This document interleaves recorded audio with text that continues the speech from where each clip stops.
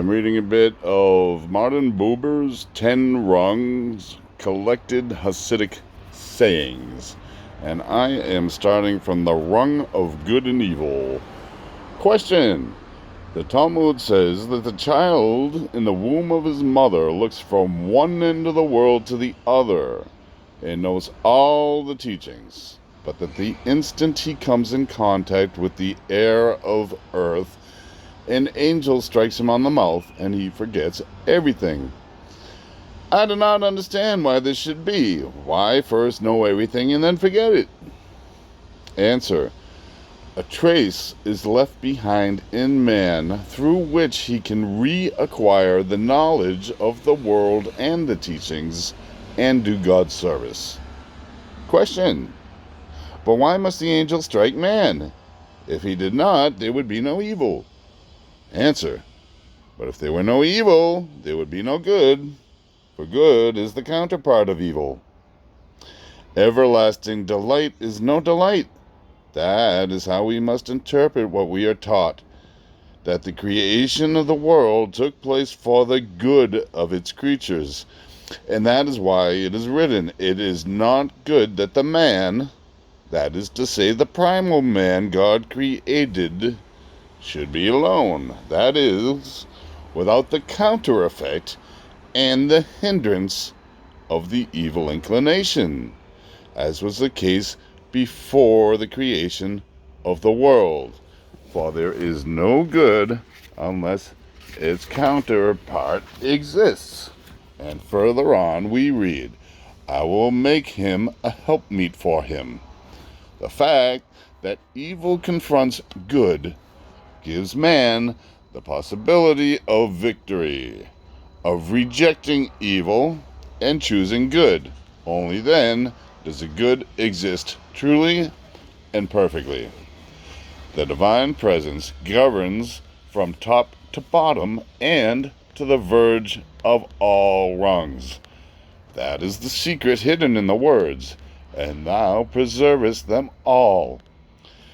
Even when a man sins, his sin is encompassed by the presence, because without it, he would not have the power to move a limb, and that is the exile of the divine presence.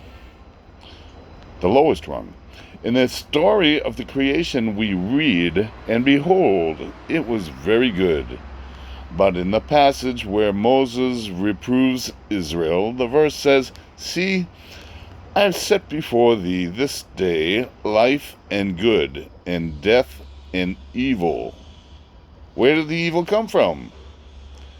Evil, too, is good. It is the lowest rung of perfect goodness. If you do good deeds, even evil will become good. But if you sin, evil will really become evil. The throne. The divine presence comprises all worlds, all creatures, good and evil. It is true unity. How then can it contain good and evil, which are self-contradictory? But actually, there is no contradiction, for evil is the throne of good. Unification. Just as all worlds, the good and the evil, are comprised in the divine presence, so they were comprised in Moses. When God spoke to Moses for the first time, he did not answer, Here I am, because he was stricken with wonder. How can unification come to pass? For when God revealed himself in the thorn bush, that is to say, in evil, in the lowest rung, all the wells of fire gushed forth from the summit down to the depths. Yet the thorn bush did not burn.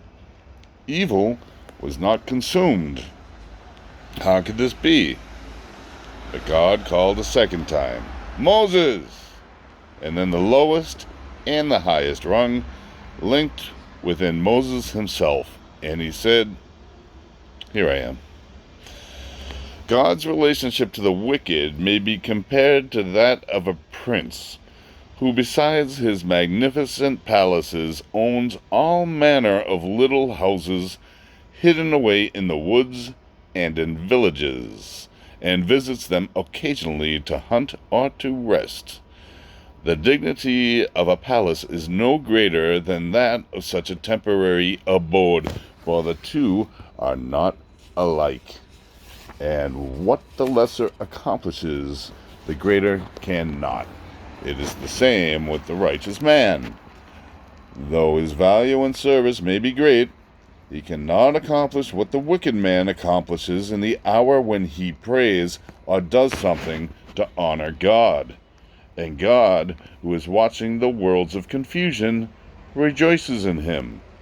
That is why the righteous man should not consider himself better than the wicked. It is written, Am I a God near at hand, and not a God afar off? Afar off refers to the wicked. Near at hand refers to the righteous. God says, do I want him who is already close to me? Do I want the righteous? Why, I also want him who is afar off. I want him who is wicked. If only I could love the greatest Hasidic as much as God loves the worst ne'er-do-well. Question, it is written, For the Lord regardeth the way of the righteous, but the way of the wicked shall perish. The two parts of this sentence do not seem to belong together. Answer, the righteous have many and devious ways, and the wicked have also many and devious ways, but the Lord knows the ways of the righteous, because they are all one way, and that is the way. But the ways of the wicked are numerous and manifold, for they are nothing but many ways of losing the one way. And in the end, they themselves realize that each is losing his way, and all ways, not always, although always one. As when someone is walking through a wood and keeping to a certain way, though he does not know why he has taken that particular way rather than another. Day and night he keeps walking until he comes to a tall beech standing at the end. Beech is B-E-E-C-H. I actually have to look up. And at that point the way is lost. The man cannot go forward, and he does not dare go back, for he has lost the way. It is written, Let the wicked forsake his way. Does the wicked have a way? What he has is a mire, not a way. Now what is meant is this. Let the wicked leave his way. That is, his illusion of having a way. It is God's will that there be freedom of choice, and that is why he has awaited until this day. For in the days of the temple they had the death penalty and whipping, and so there was no freedom of choice. Afterwards, Israel had penal codes, so there was still no freedom of choice. But now everyone can sin openly and without shame, and live and prosper. And so whoever leads a good life today is worthy in the eyes of God, and it is he who will bring about salvation. The evil inclination is like one who runs about the world keeping his hand closed. Nobody knows what he has inside of it. He goes up to everyone and asks, What do you suppose I have in my hand? And every person thinks that just what he wants most of all is hidden there, and everyone runs after the evil inclination. Then he opens his hand, and it is empty. Rabbi Shlomo asked, What is the worst thing the evil inclination can achieve? And he answered, To make man forget that he is the son of a king. Rabbi Abraham said, I have learned a new form of service from the wars of Frederick, king of Prussia. It is not necessary to approach the enemy in order to attack him. That's true. And fleeing from him, it is possible to circumvent him as he advances and fall on him from the rear and force him to surrender. What is needed is not to strike straight at evil, but to withdraw to the sources of divine power, and from there to circle around evil, bend it, and transform it into its opposite. Ha ha ha.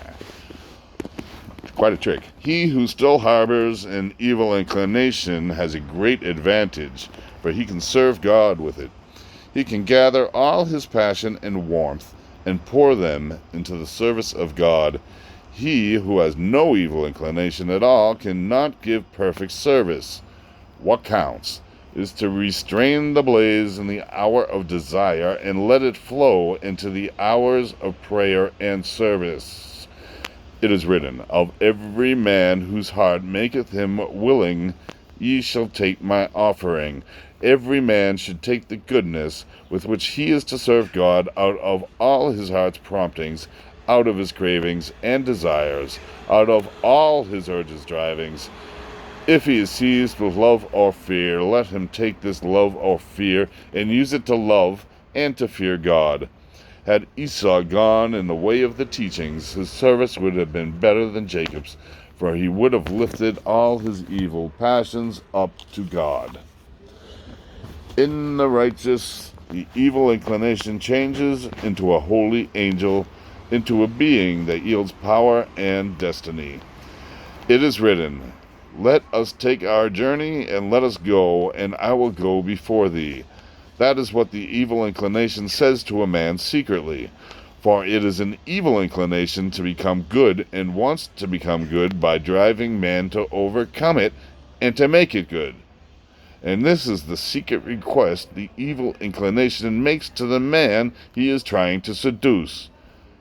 Let us leave this disgraceful state and take service with the Creator, so that I too may go and mount with you rung by rung, although I seem to oppose, to disturb, and hinder you. He who learns the Torah and is not troubled by it, who sins and forgives himself, who prays because he prayed yesterday, the worst scoundrel is better than he.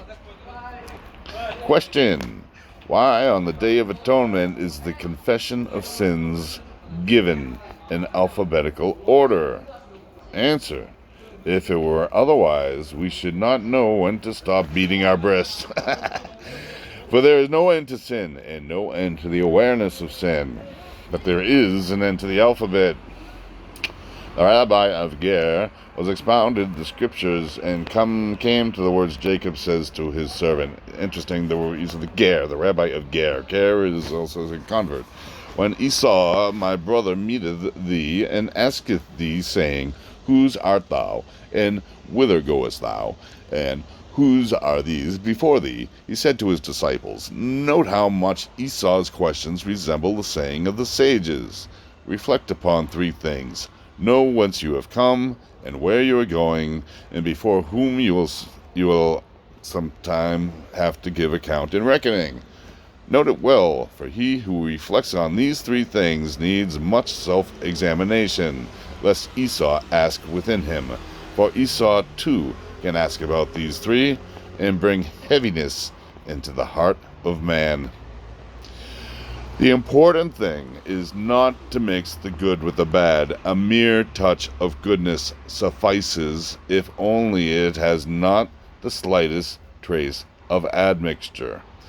There is many a great tzaddik, so great that the world cannot endure his holiness, and so he hides it far away, and nothing about him seems particularly holy or remote.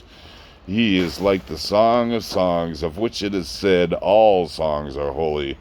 The Song of Songs is the Holy of Holies.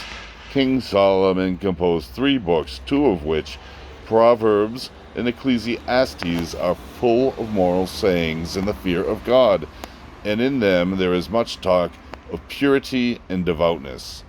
But in the Song of Songs, such words do not occur.